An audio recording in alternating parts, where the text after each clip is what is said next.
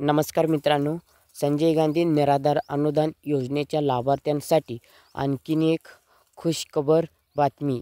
म्हणजेच आता राज्य सरकारकडून संजय गांधी निराधार अनुदान योजनेच्या लाभार्थ्यांसाठी जानेवारी ते फेब्रुवारी ह्या महिन्याचे अनुदान वाटप करण्याचा नवीन जी.आर. काढण्यात आलेला आहे. ह्या जी.आरच्या माध्यमातून जानेवारी आणि फेब्रुवारी महिन्याचे अनुदानाची निधी हे मंजुरी करण्यात आली आहे. तर आता किती निधी मंजुरी झाली आहे, कोणत्या लाभार्थ्यांना कधीपासून अनुदान मिळणार आहे, सविस्तरित माहिती ह्या व्हिडिओच्या माध्यमातून संजय गांधी निराधार योजनेचे लाभार्थ्यांनो आपण पाहून घेऊया. त्याकरिता तुम्ही व्हिडिओ शेवटपर्यंत पहा. मी राजू बेंद्रे, आपण पाहत आहात आर्बीटेक मराठी यूट्यूब चॅनल. व्हिडिओला एक लाईक करा आणि चॅनलला एक सबस्क्राईब करा. तुमच्या मित्रांपर्यंत व्हिडिओ शेअर करा. चला तर मग हा जी.आरमधील सविस्तर माहिती पाहून घेऊया.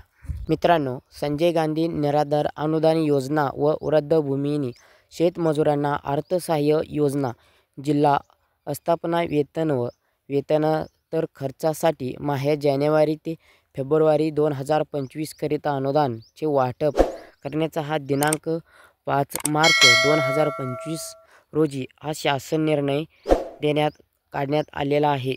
आपण शासन निर्णयामध्ये ह्या जी.आरमध्ये काय सांगितलेलं आहे पाहूया. मित्रांनो, शासन निर्णय पहा.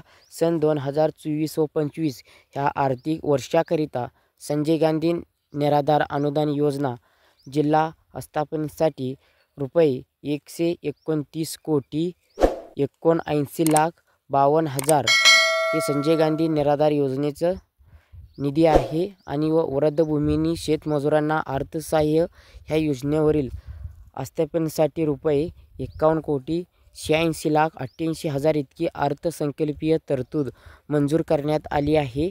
त्यापैकी संदर्भ क्रमांक 3 येथील शासन निर्णय वे संजय गांधी निराधार अनुदान योजना जिल्हा आस्थापनेसाठी रुपये 100,49,17,800 हे संजय गांधी निराधार योजनेचे संदर्भ क्रमांक 3 तेथील निधी मंजुरी करण्यात आली आहे.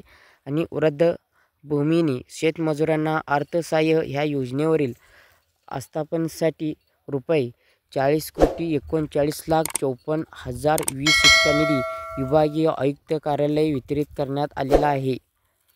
आता वित्त विभागाने मंजूर केलेल्या अर्थसंकल्पीय तरतूदन संजय गांधी निराधार अनुदान योजना जिल्हा आस्थापनेसाठी 9,65,80,00,000 इतका निधी हा संजय गांधी निराधार योजनेसाठी अर्थसंकल्पीय तरतूद करण्यात आली आहे लाभार्थ्यांसाठी. आणि तसेच वृद्धभूमिनी शेतमजुरांना अर्थसहाय्य ह्या योजनेवरील आस्थापनेसाठी 7,23,54,910 इतका निधी हा शेतमजुरांना जमा करण्यात आलेला आहे. ही निधी भीष्म प्रणालीवर वितरित केला आहे. सदर निधी सर्व विभागीय आयुक्त कार्यालयांना जानेवारी ते फेब्रुवारी 2025 या कालावधीकरिता हे निधी मंजुरी करण्यात आली आहे. जे आधार व्हॅलिडिट म्हणजे आधारशी बँक लिंक आहे आणि ज्यांनी पोर्टलवरती ज्या संजय गांधी निराधार योजनेचे लाभार्थ्यांचं नाव असेल अशा लाभार्थ्यांच्या खात्यातच ह्या जानेवारी आणि फेब्रुवारी ह्या 2 महिन्याचे पैसे त्यांच्या खात्यावरती जमा होणार आहेत. आणि ती पण फक्त DBT अंतर्गत जमा होणार आहेत. हे निधी फक्त ज्या आधार व्हॅलिडिटी असलेल्या यादीमध्ये ज्या लाभार्थ्यांचं नाव असेल संजय गांधी निराधार योजनेचे लाभार्थ्यांचे अशा लाभार्थ्यांच्या खात्यातच हे पैसे जमा होणार आहेत. बाकीच्या लाभार्थ्यांच्या खात्यात हे पैसे मिळणार नाहीत. त्यांना ह्या लाभापासून वगळण्यात येणार आहे. आता काही लाभार्थ्यांचं बरेच कमेंट पण येतात. असे प्रश्न विचारतात की आम्हाला 2 ते 3 महिने झाले पैसे मिळाले नाहीत, तर काय करावी? KYC पूर्ण आहे, सर्व डॉक्युमेंट्स दिले, असे लाभार्थ्यांची आता प्रश्न उपस्थित झालेले असेल. पण त्यांना एक सांगायचं आहे की ज्या लाभार्थ्यांनी वेळेवर आधारशी बँक खातं लिंक केलं नसेल आणि KYC केली नसेल, जे काय आहे त्याचा प्रमाणपत्र हे दिले नसेल, अशा लाभार्थ्यांना हे लाभ मिळणार नाही. त्यांनी वंचित राहू शकतात. अशा लाभार्थ्यांनी त्यांच्या बँकेमध्ये दर महिन्याच्या वेळी संपर्क साधायचा आहे. प्रत्येकाने 2 ते 3 महिने ही वाट पाहता घरामध्ये बसायचं नाही. पैसे कधी येतात असे पाहात, कारण दर महिन्याला जो अनुदान येतं तो आल्यानंतर आपण आपल्या खात्यामधून तो पैसे काढून घ्यायचा आहे.